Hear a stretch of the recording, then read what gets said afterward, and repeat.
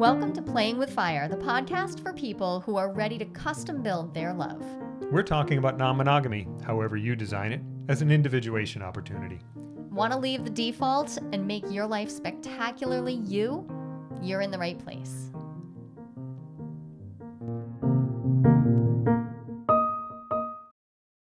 I wanted to talk today about strategies for handling relational dysregulation.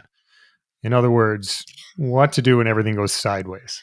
I feel like this is personal. It's not, it is personal. It is about you and me and your experiences with other people. I mean, let's face it, this is going to happen. You're in a relationship with someone. If you're in a relationship with me, it's going to happen. you're going to experience dysregulation. It's true.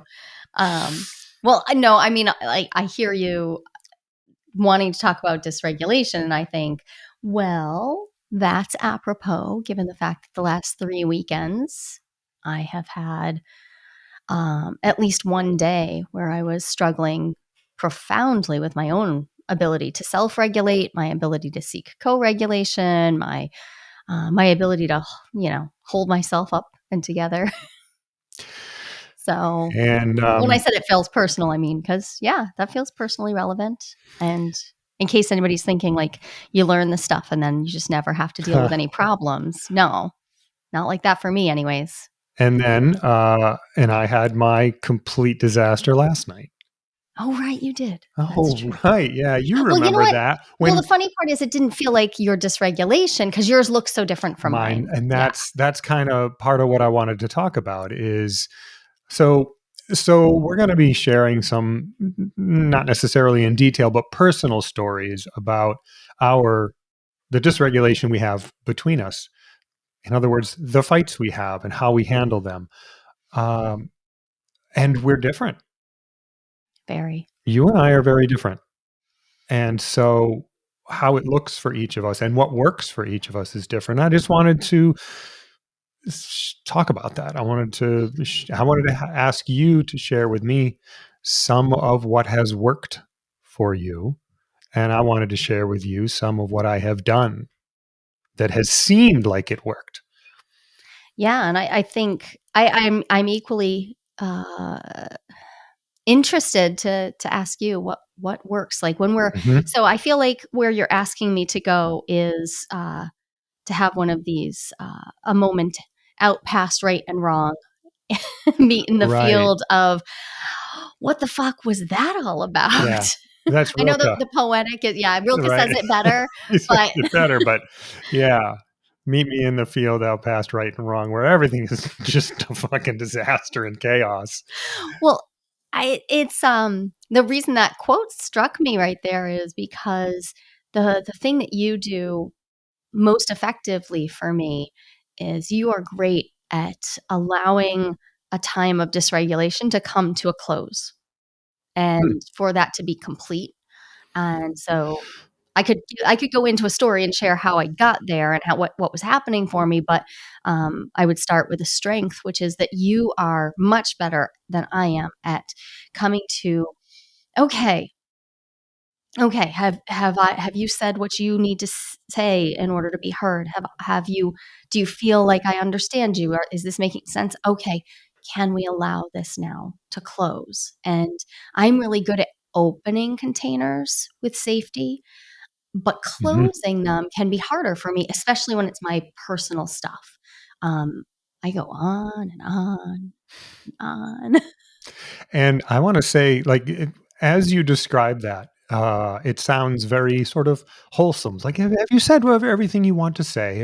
Are you feeling complete? Is there more? Like, that sounds very relational, right? That sounds great. And there's some insidious stuff in there too.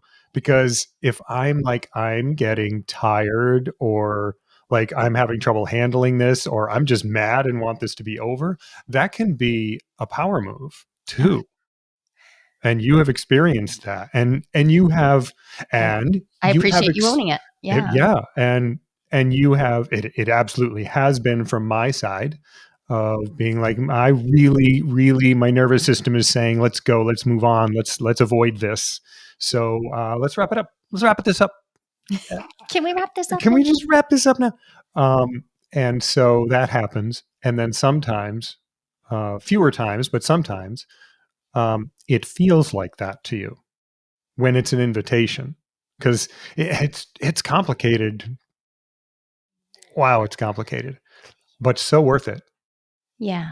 So maybe it would be helpful if we talked about sort of the arc that Okay, a fight can follow. I think that's pretty cool. I like that. everybody has their own pattern, right? And every relational context has its own pattern.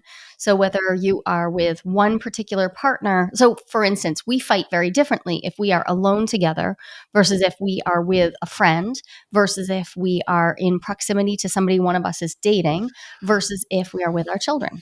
Or even if we are with certain subsets of our children, I see Right. us follow slightly different trajectories. But overall, I would say the fights that lead to dysregulation, because I'm glad you named this. Let's just call it what it is. Yeah, the fights that either come from being individually dysregulated or from having fallen apart, having an attachment rupture between us.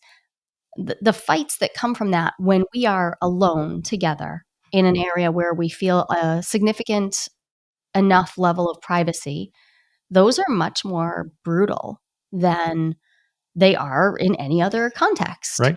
right? We are more raw with each other. Yep. We are more likely to act out childhood wounding. Yeah. I saw it myself. So you mentioned last night. I'm thinking, like, yeah. So it we wouldn't have acted out the childhood wounding that went down last night if there was somebody else around because our adult Yeah. self, our connection, our I'm wearing my ego self axis necklace and it's making me think like my ego, the part of me that's actually attached to like how I present and who I am in the world would have connected more deeply to okay, a holistic sense of self, something bigger. And I probably would have pulled my shit together. And I'm guessing you would have too. And we would have Yep. accessed that strength Yeah. in part by being witnessed. Yes. But we Yeah. weren't being witnessed by anyone other than each other. So instead, we went into the deep, dark, piney woods together. Yeah. And I think that's something you and I have found valuable in the past when we've had more partners around. There is some real beauty in like, wow, I'm being witnessed up close, Oh yeah. acting out my pattern. Yeah. Can I even bear that? It's to me, I think that's some of the deepest vulnerable work that I've ever done is living with another partner so that there's more than just the ping pong, the tennis game of two people, Right. or being right up close for any extended period of time, more than an hour or so with another person who's a peer and who's witnessing you. So our arc tends to be one that includes an initial rupture that registers. Yep. For me, I'm usually the canary in the coal mines. Generally, I'm the person who notices the rupture or the person who names it. Right. Yeah. So you're either the person like experiencing and bringing to the forefront some rupture, some issue, some disconnection, um, or you're the one who notices that I'm repressing mine because I haven't just brought it up. Right. Which Right. which for me also winds up feeling like I am the problem because Right. I name the problem. So Yeah. if And anyone were to ask us, we just did one of those really funny like who does this more in your relationship? And yeah, I was like, "Oh, I definitely cause more of the fights." But I'm not sure that like if Sherlock Holmes were looking at the cause of the fight, like where right. would they Yeah. trace causality back to? I don't know that it would be slanted to my side, but I know for sure I am the one who names But you're the one who things. names it. You're the one who takes responsibility for saying this isn't working. And usually it's this isn't working for you. And so you bring up how it's not working for you. And I want to say that the idea of like who caused the fight? Okay. And there's an element of like blame and possibly some like castigation about that. It's like, oh, you shouldn't have started that fight. I disagree. Um, you, when anyone has an experience that goes beyond their bounds of tolerance, uh, they get to respond to that. They don't have to just say, "Oh well," and shrug it off and carry on. And in particular, you and I have committed to, agreed to, and committed to, that's the kind of relationship we have. One where when things aren't working, um, okay, I'm going to say it the funny way. Okay, we've agreed that when things aren't working, you'll say so. I would like I to be mean, agreeing that I will say so too, but it happens so seldom. well, we have agreed that we'll say so, Yeah, but in in practice. practice, it tends to Yeah. be me. And I think that speaks to, maybe we can enter, maybe attachment tendencies can enter the chat here and say, I was brought up in an aggressive household. You were brought up in a passive aggressive household. Yes. And I was brought up in a way that left me with wounds that leave me a little anxious. So I want to move in and I want to fix and I want to address. And you have wounds that leave you wanting to move away Move or away, repress or suppress. stay quiet. Right. So they're Yeah. just, I'm also Yeah. an eldest child. You're a youngest child. So this is our All stuff, these our patterns. things. Yeah. And, I mean, I don't care what system you're using to label yourself. Like, okay, I'm also an ENTJ. I'm an Enneagram 8. Like, I don't care what system you're using to label yourself and help yourself understand who you are. Because I don't identify as a person with anxious attachment. Like, I'm not an anxious attachment existence. I am a whole person who exhibits some anxious tendencies. And when when I move toward when you move away, you tend to perceive that as the start of a fight, whereas I might perceive Mhm. it as the start of fixing. I actually think we've Yeah, moved. yeah. I think we can skip right over any argument that needs to happen and move right to, hey, let's close the gap. Yep. And so I see how our tendencies impact the arc, because I start things, but you tend to draw them out. Yes, And yes, then I do. you want to close them, and then I draw them out. So it's like we pass this. This leapfrog of, Yeah. yeah. Yeah. And Which means these things also, by the way, take a long time. I suspect, strongly suspect, that you and I could develop strategies and tactics that could make it go faster. But I'm actually less concerned about that than that we actually work the psychological material that comes up between us. So Which I appreciate your investment it there. would, maybe it could go faster, but I'd rather it go well. I and I'll say this, it is faster, because these Faster than cycles, it was? Yeah, it that is, yeah. arc used to take somewhere between 12 to 36 hours. That's true. And now it's more like an hour to 4 hours, Yeah. something like that on average. I Oh, have a constant inner clock running, so I have a sense of these things so that that's this, progress. um, and I'm with you. Like, it is important that we work the psychological material, because let's go back to, I mean, the title of this podcast is Playing with Fire, but the subtitle is Non-Monogamy and Individuation. Yeah. Individuation is not about individualism. Individuation is it's an ongoing, natural, psychological set of processes that you are always going through in the aim toward revealing more of yourself. And that requires us to dig into our psychological material. And I personally dig into it better with another person or persons. And then sometimes I have to do my work on my own. Sometimes it really does Yeah. require, yep, I gotta go. I gotta turn to my journal. I gotta turn to art. I've got to turn to my dreams. There's so many other tools, but that psychological material is both inspired by the mess we create together and Right. the gaps. And I feel very engaged in whatever it is, whatever a relationship is. For me, it feels like the thing we're doing, not not fighting for fighting's sake. Because my parents did that. I watched that up close. But allowing ourselves to mine the disruptions for the Yeah. psychological gold, like, Yeah. oh, that's what's going on in there. That's how that feels for you. Wow, that is so different than how I perceive it out And that, here. so we started off talking about, so what some of the things that I do in the context of these fights that is effective. And I it's differentiation. It's you're you and I'm me. And the reason I know that is when we first started fighting and when it would go on forever, I would never let you be you.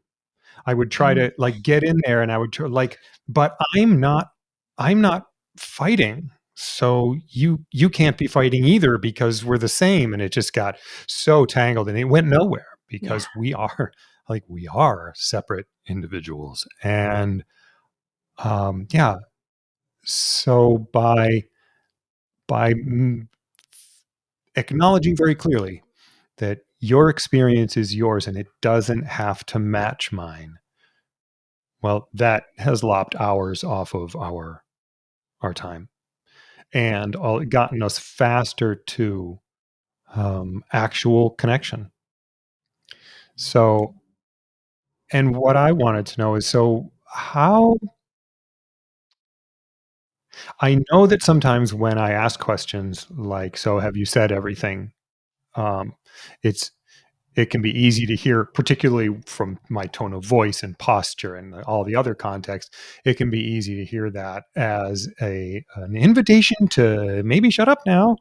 Um, but that aside, Which I don't actually hear. I really don't. I think that's okay, happened a good. couple Maybe times that's maybe total. that's old.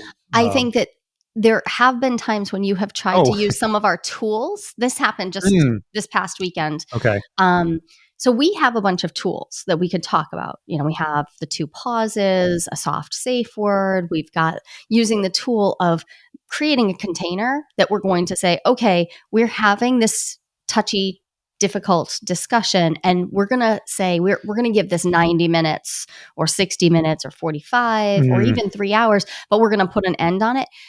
I have I have never felt not to I mean maybe to a couple times like I said, but it's not you saying, "Hey, have I gotten that all? Is there anything else you need to say?" It's when you have used the closing of the container artificially and you've said, sure. Okay. I'm going to give this 5 more minutes."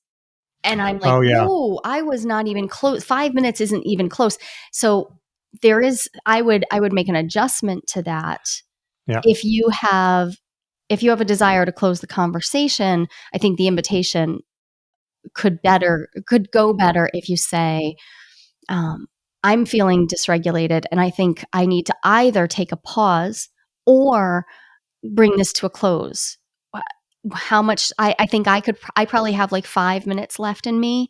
Would you rather I take a pause or, Yeah. which would work for you? Because in the conversation we just had, if you had said that, I would have said, yeah, you take a pause because I know there's a lot more here. I feel Right. very injured, and I feel right now like you're not hearing me at all, that you're making you like, I felt like we were on 2 completely different pages. We were reading from different books. Yeah. Yeah. We were fighting about different things, and yet just last weekend, almost the exact same situation played out where there was a rub, we were in a place of friction, and you said, "Hey, could we be done with this in 20 minutes?" And I said, "Yeah, actually I could be done in 10. Does that work for Yeah. you?" That's right. And I Yeah. set a timer and actually we were done in 8 minutes and 50 seconds. And it was fine. So there was this collaborative nature that feels really like it feels so different. My whole body responds to a Yeah. collaborative, like, "Hey, let's put the like snap the boxing ring into place." Like, even if Yeah. we're gonna fight, like, then let's Yep. collaborate on what the parameters are for this. Yeah. That helps me self-soothe because then I'm like, "Okay, I know what I'm in for." But also, Hmm. sometimes we just need a pause too because Yep. it's too big. Sometimes we But can't come to that's conclusion. yeah. So what I'm hearing, and maybe what I'm hearing, it actually goes back to what I was saying about differentiation. So I said, you know, let's wrap this up in 5 minutes. Essentially, like, And you had your phone out and we're setting a timer. yeah, So it was a yeah. very So I was final. already taking action. I was Yeah, already making statements for both of us, right. and that's where, like, so. I judge that as I lost track of differentiations. Like, no, I can ask you how you want to spend your time. I don't get to tell you. Which yeah, and so those 2 moves, they And land very yeah, different I for me. see the very large difference Because between them. when you did that, I actually thought we were in a pretty decent, like, "Hey, that evening didn't go the way we meant for it to," and actually it was fine up until, like, it was just a ruffle that happened, like, right around dessert. I do have a knack for magnifying ruffles. Right, and so I thought we were in a pretty decent conversation, and it had only been going on for about 25 minutes, conversing back and forth about, "Hey, what did you experience? What did I experience?" And then you hit a wall or something happened, and that I went from feeling like, "Oh, I thought we were having a conversation so we would understand each other better," to, Mhm, "Oh, mhm. actually, unfortunately, in about the same 10 seconds, I realized, oh, you're actually really upset about this, and you're having big feelings, but you haven't claimed big feelings. Right. You were Yeah. claiming that you were fine, and this was just me being upset about it." Back And to the at yeah. the exact same time, I started to dissociate because I heard the timer come up and I heard it stated in this one way, and I, instead of feeling like a supportive tool, I felt like, "Never mind, there's no point. This is just like talking." So I was triggered back into an earlier emotional state. I might as well not be talking because now my father's going to talk to me for the next 5 minutes and tell me how I'm wrong, and then the conversation has to be done. At which Yeah, point, I'm not even talking to you, and right, you're not talking to 47-year-old me. You're right. talking to a 7-year-old me or a 10-year-old me, And and so the more we have learned about each other's complexes and what triggers them and how they come up, the more we've been able to navigate those situations by not triggering and bringing those complexes forward.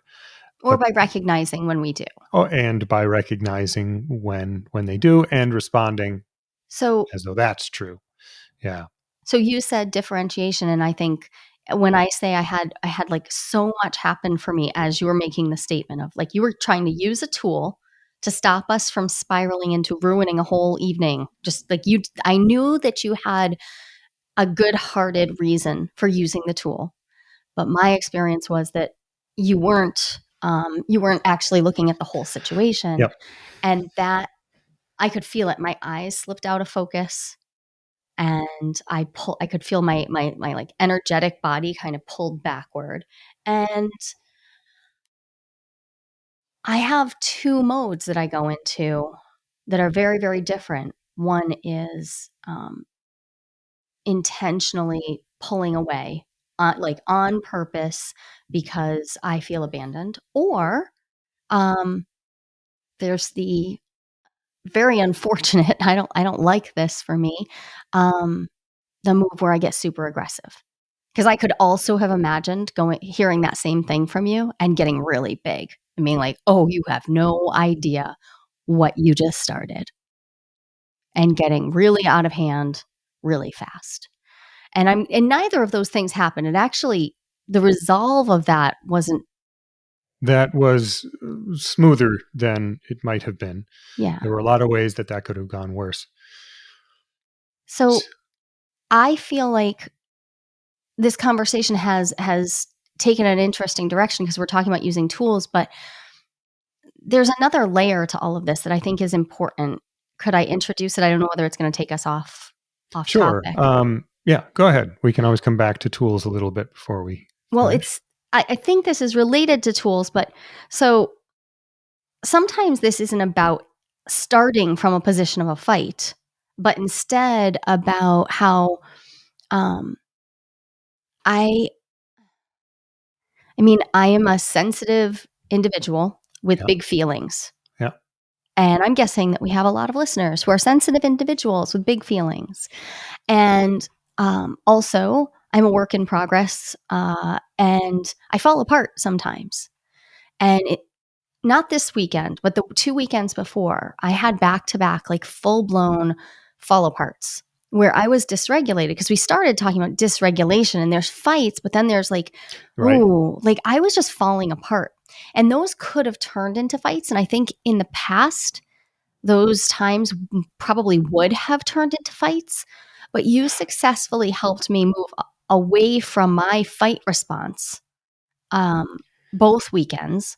And so I still felt very much like I was in a wounded, dysregulated place for somewhere between 24 and 48 hours on these 2 weekends, which is really uncomfortable. That's not how I like to spend my time, but some part of me is aching, is not doing well all the time, and, um, yeah, I so in a Jungian from a Jungian perspective, I was very much in the grips of a complex. I was um, acting out. I was not taking care of myself. I was going into multiple different threat responses.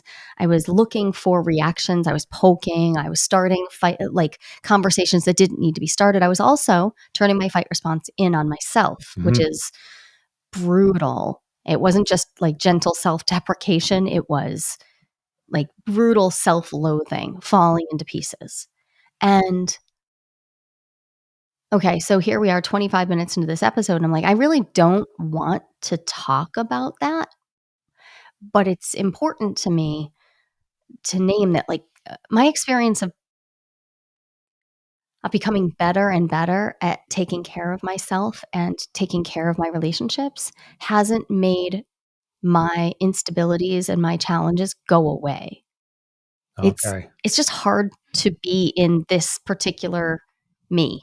Like, I incarnated here in this certain body with this certain context in this certain family, and it is not easy, and you did a really good job both of those weekends at holding steady in the face of my being a very different person from you. And the fact that you did not join me in the disaster is Oh, the only thing that kept that from turning into fights. and I actually I forgot about that. I used to climb down in that hole with you Oh my gosh. all the time And then start digging. and start digging. It's like, oh, are we having trouble? Here's some. I'll dig for more trouble. Yeah. Yeah, and it was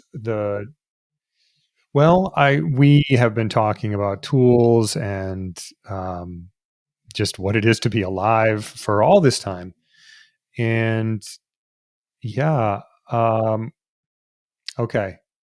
So this goes to something that I don't particularly want to admit to, but is definitely true. So for the past 2 weekends, um, I let you be you. I let you have your experience. I did what I could to support you while you were having it. I didn't try too hard to change it because I like there didn't seem to be anything I was doing that was causing it. So there wasn't like there were things that I could stop doing to help you get out of it. It was so I just let you be there. And last night I tried to get you to fix it. And that's what getting in the hole was all about. Mm. Oh, you're sad? I'll be sad too. Now you make me feel better and now we'll both feel better. Mm. Oh god, it's Can like you a feel 4-year-old child. also, can you feel our old bedroom around us when you say Oh that? yeah. So we've Oh yeah. remodeled our house, and this has only happened a few times in our like, the new house that has existed for about 20 months now. But in the old house, especially going way back to when we were first to sharing a bedroom, um, I remember so many Oh yeah. times when, yep, I would be having what I can only describe as being lost in my psychological complexes. Like, I have gone through multiple deep depressions. I have had couple of manic episodes. I've been messy as fuck over the last 15 years. That's real. And you used to, yeah, when I would name, especially That was a big one, sadness. yeah. Yep. If I would name it and I would be sad for like for longer than a couple of hours. Um, yeah, my experience was absolutely that you would all of a sudden there would be some Ken related major issue. And often it was not actually like Yeah. chronologically. No. It didn't even matter. It wasn't like all of a No. sudden you even made an emergency. It's that all of a sudden you had this deep childhood trauma that needed to be worked Yep. on, or this huge problem or whatever. And yep, my job then would shift from feeling my feelings, being with myself, and Yeah. to, okay, it's back to the Ken show. So And I not forgot, but like as you said yeah, it, I felt the room, I like I felt the said, I color of the room like appear around me. didn't really wanna say it, but it is true, and Mm, now that I mean, years on and years of, conversations with you and learning from even just being in the room with these books, it's pretty amazing. So, that was very clear anima projection. You were having a feeling that I've had lots, but didn't allow myself to feel, so I let you feel it. And then while you're feeling it, "Hey, here, have this too." yeah, It's awful, and I'm so sorry. Um, but I know that people are doing that everywhere. yeah. Oh, here, you're good at feeling feelings. Would you feel mine too? And And I've been getting better, but last night I blew it. Um, and that caused the problem, I would it say. so it did, and it caused a significant rupture for the two of us last night. But the thing that I'm grateful for is that you're able to see it now before too long, and you're I don't feel like either of us got stuck in a spot where we're deciding that one of us is the problem. Yeah, Because I also I didn't name it.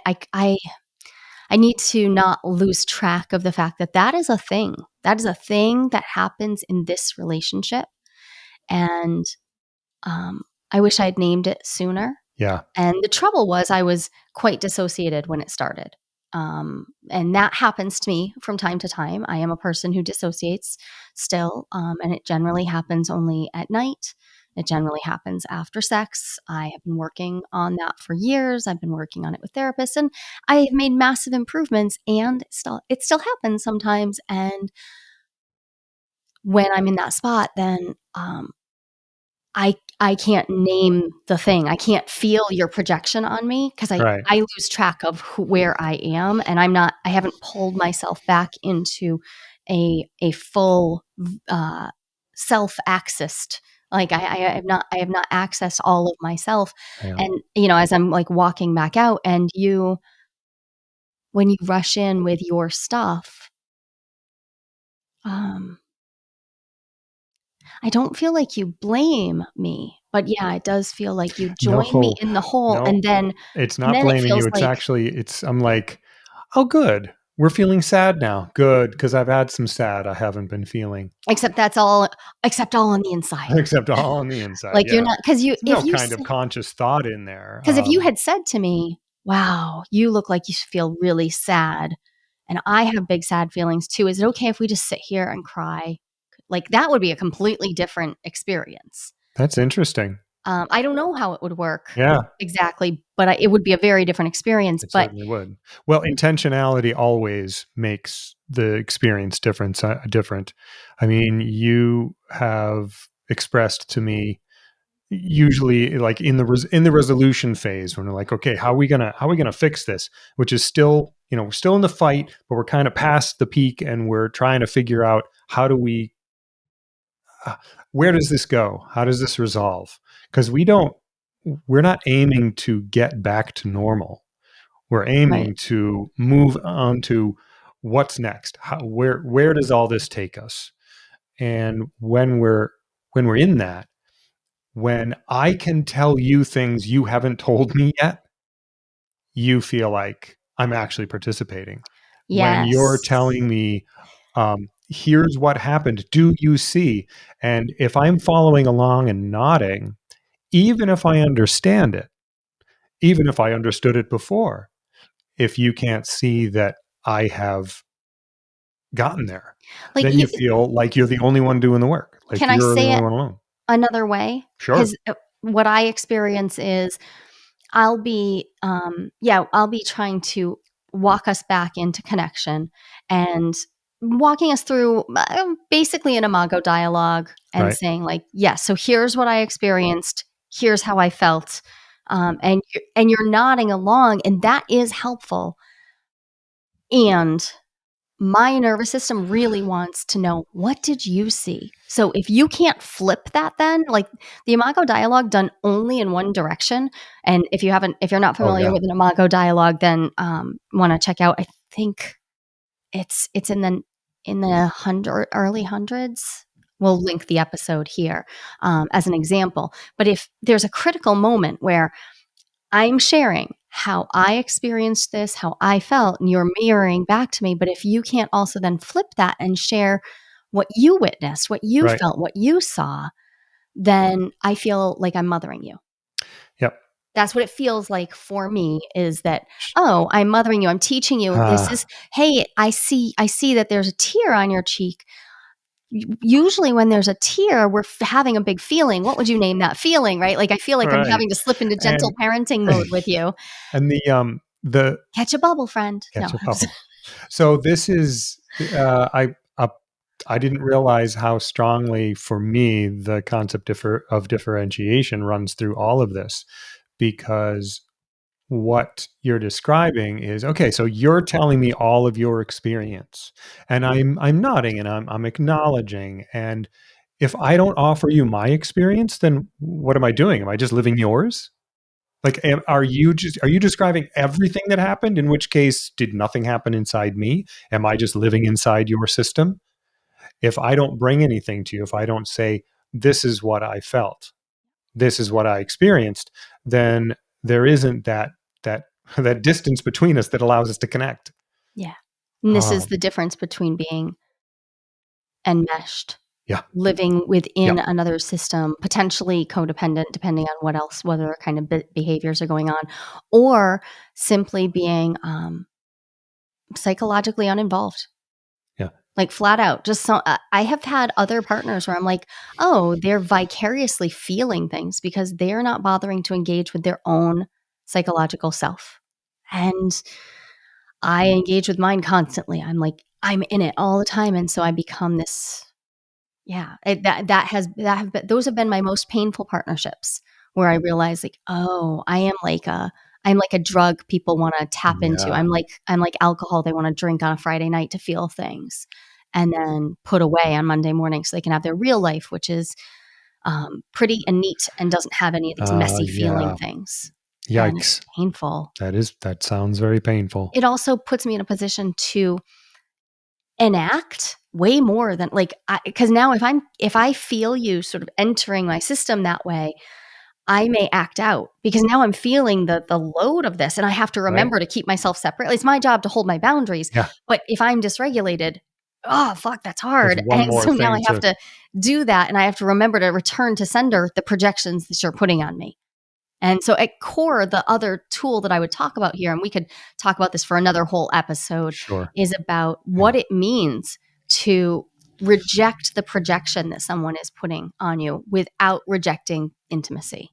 And it's Mm. no small feat, Yeah, no small thing. there's a whole other episode for sure. Well, I'm grateful we talked through this one. So I am was I. nervous coming into it because we haven't recorded for a while and we've have had quite a few like, yeah, uh, big and small kerfuffles Yeah, between us, it's been a little and tumultuous. tumultuous, more so than either of us really wants. Yep. And I really appreciate you owning your side of things and letting me own mine That's because that's that's all there is to do. We could try to paint it. I could try to pretend I was something different than I was, in which case you can't relate to me.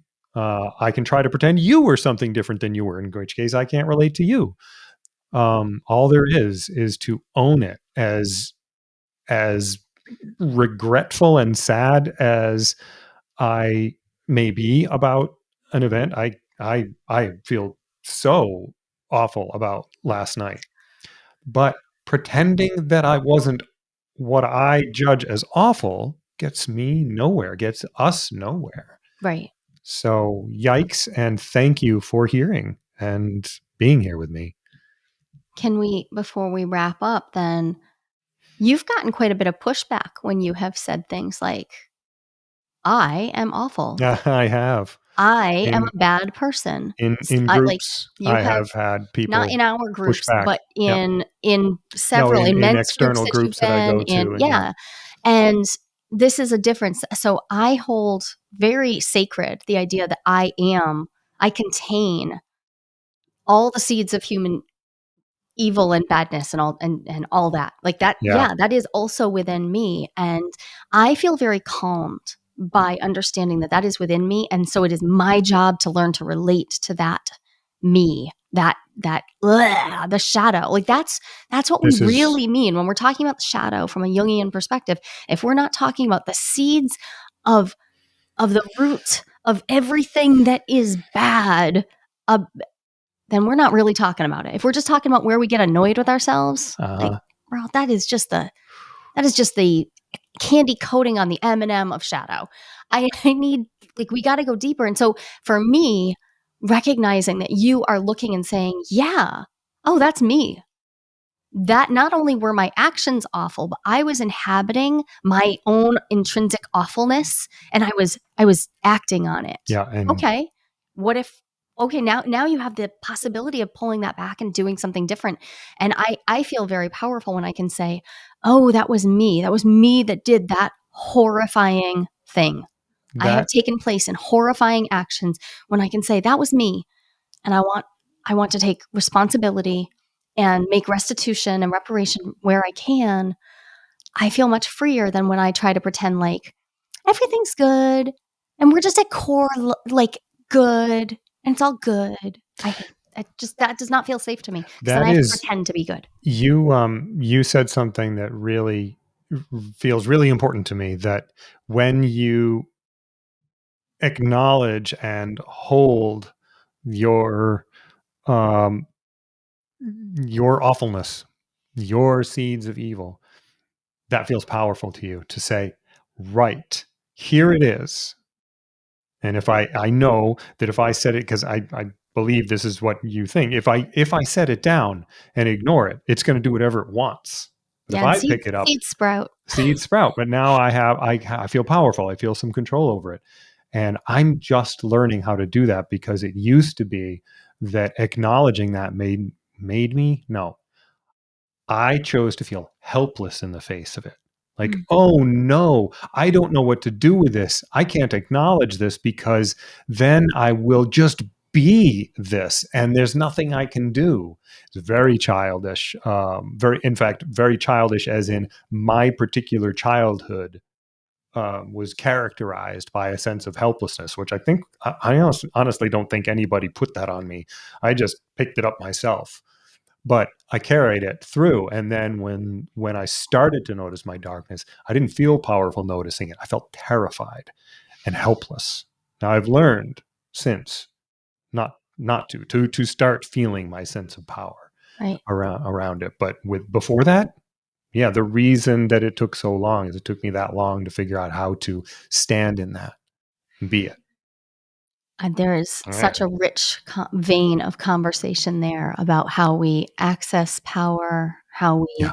how we Yeah. acknowledge, how we metabolize the the full capacity that we have, like and make sense of it because it's a lot. We have so much within us, but the medicine for what you were naming, the no, I can't own that. The Mm-hmm. medicine that I would prescribe for it is the lens of multiplicity. Yes. It's to apply your grown up self and their creative skills to say, right, I can contain that and multitudes. Right. I am not just that. I can contain that. I can see that in myself and I'm not reducing myself. I'm not saying I am a bad person and nothing else. I'm saying I am a bad person. Wow, I am capable of all of this and wow, and I am complicated. I am nuanced and Yeah. at times I act on any one of these facets of me.